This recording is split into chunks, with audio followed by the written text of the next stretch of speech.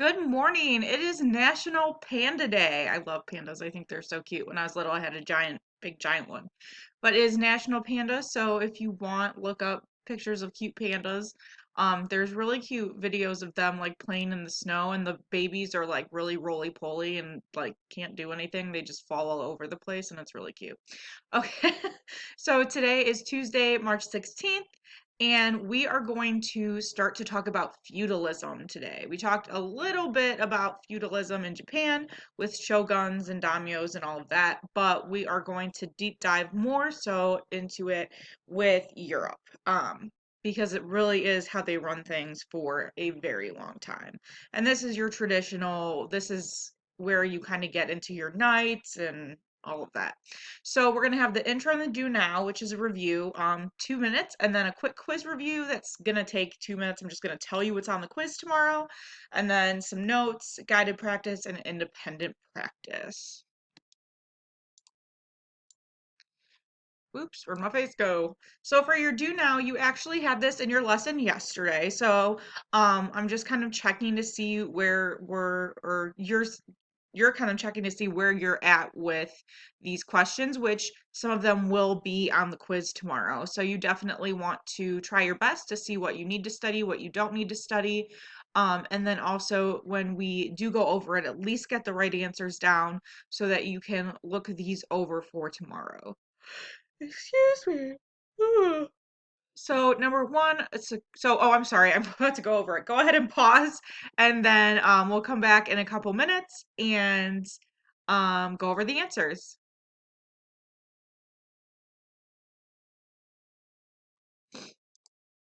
All right. Oh my gosh, I'm just in the way today with my face. Number one, a secluded community where men called monks focus on prayer is a B, monastery. Remember, one thing that I always remember, or one trick to remember this term, is monastery men, MM.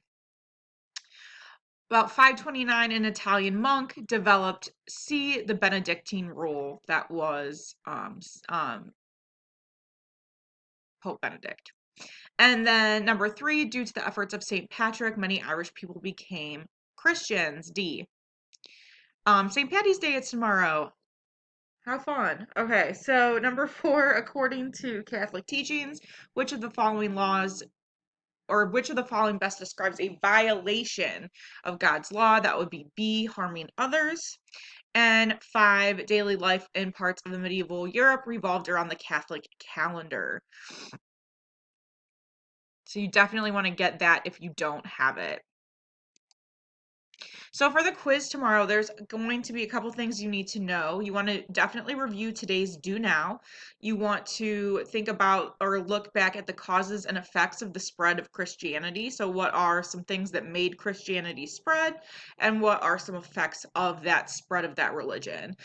Geography of Europe, just a couple questions. Charlemagne, his beliefs specifically dealing with education, power of the church, and then the feudal hierarchy, which we'll go over today. It's really not too difficult. It's very similar to Japan, it just has different terms. So we have four words today. Our first word is vassal, and this is just a lesser lord. This is a holder of land that is allegiant to their lord and the king. So you have the king, and then you have lords, and then you have vassals.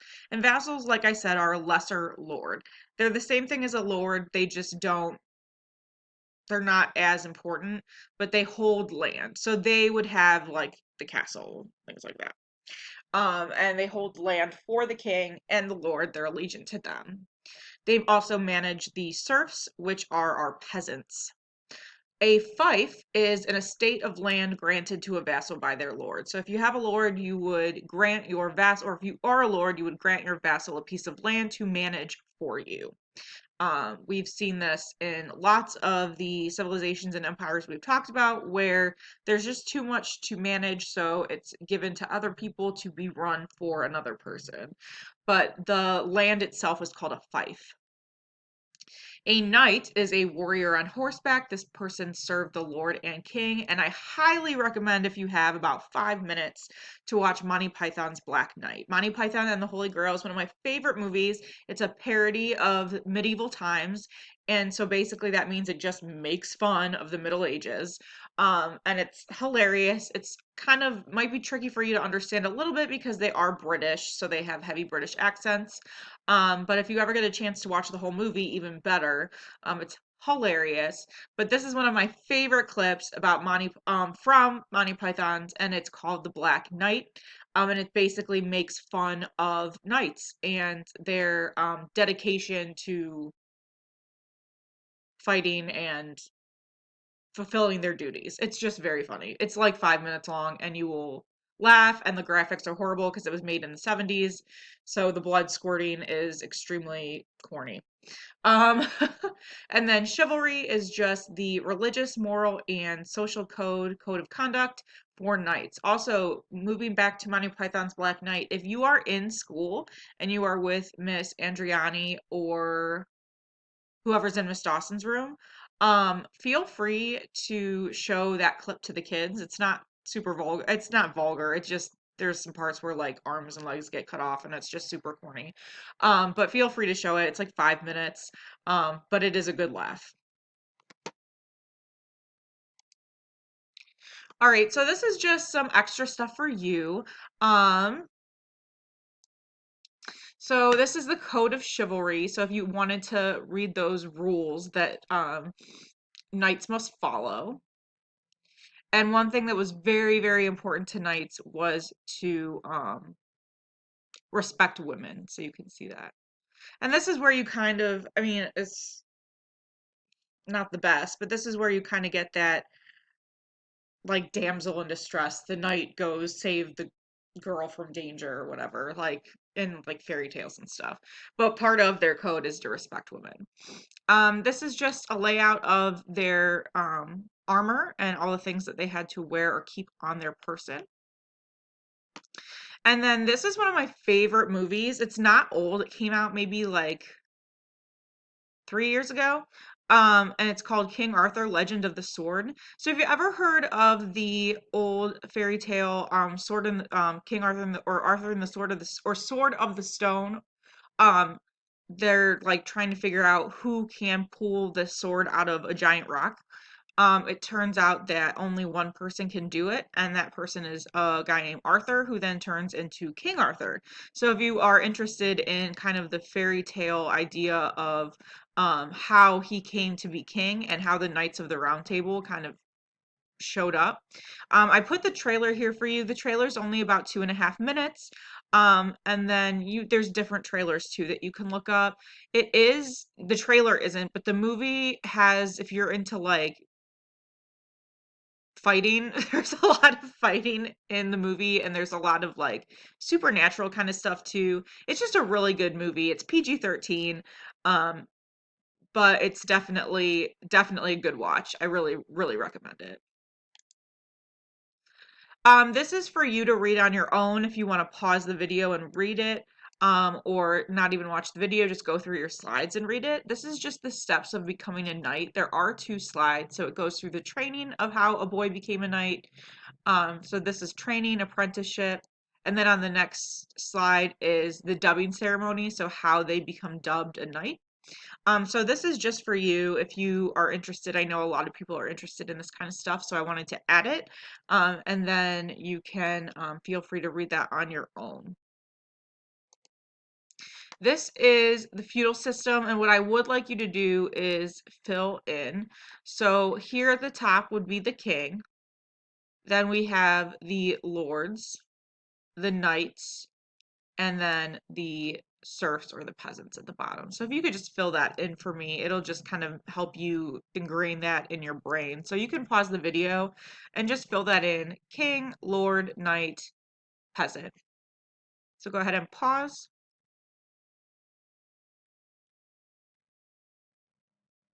So this is the basic relationship of how the feudal system worked. Everyone gives someone something and everyone takes something.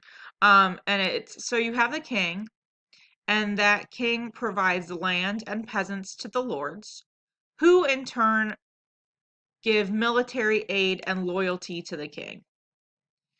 The lords and the vassals then provide protection to the knights, who in return pay homage or loyalty and military service to the lords. Then you have the knights who provide protection, food, and shelter for the peasants. And in return, those peasants farm the land and pay rent.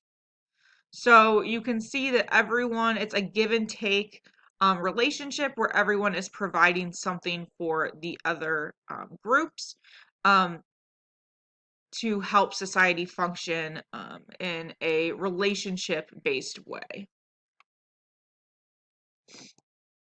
So let's go ahead and get started with our guided practice. In early Middle Ages, kings and emperors were too weak to protect their people from the Magyar, Muslim, and Viking invasions. Instead, powerful local lords took over the responsibility of protecting people's homes and lands. The result was a system of feudalism that had some similarities to that of medieval Japan.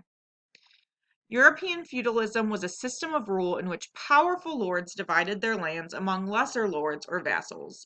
In exchange for the land, a vassal pledged his service and loyalty to a more powerful lord. So we have two questions on this slide. Our first question is a cause and effect question.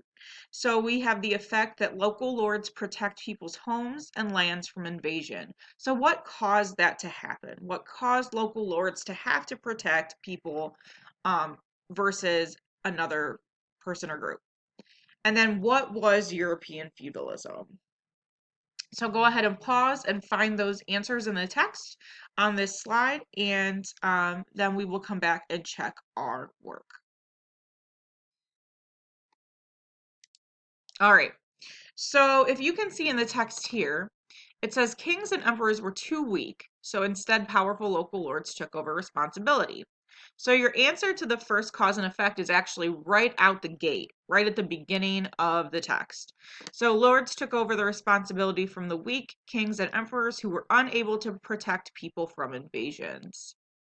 And what was European feudalism? This is right here in the very beginning of the second paragraph. It was a system of rule in which powerful lords divided their lands among lesser lords or vassals. Now, I want you to notice I answered all of my questions in complete sentences. I restated and I started with a capital letter and ended with a period. I am not texting. I am writing an academic text, academic response. So go ahead and pause the video and get this down.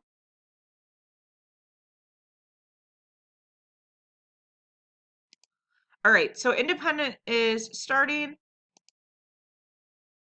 You'll go through and then you're done. There is some drag and drop, so make sure you complete those and drag everything in. And I guess I left the answers up because I made a key for the teachers that are teaching it today. So that's why I went really, really fast through. Make sure you submit your slides. Make sure you fill out the attendance form if you have not yet. And again, look at that turn-in checklist. Did you restate the question, begin with a capital letter, or end with a period? All right, so we will continue. Well, actually, tomorrow you have your quiz, and then you'll have an activity after your quiz to complete.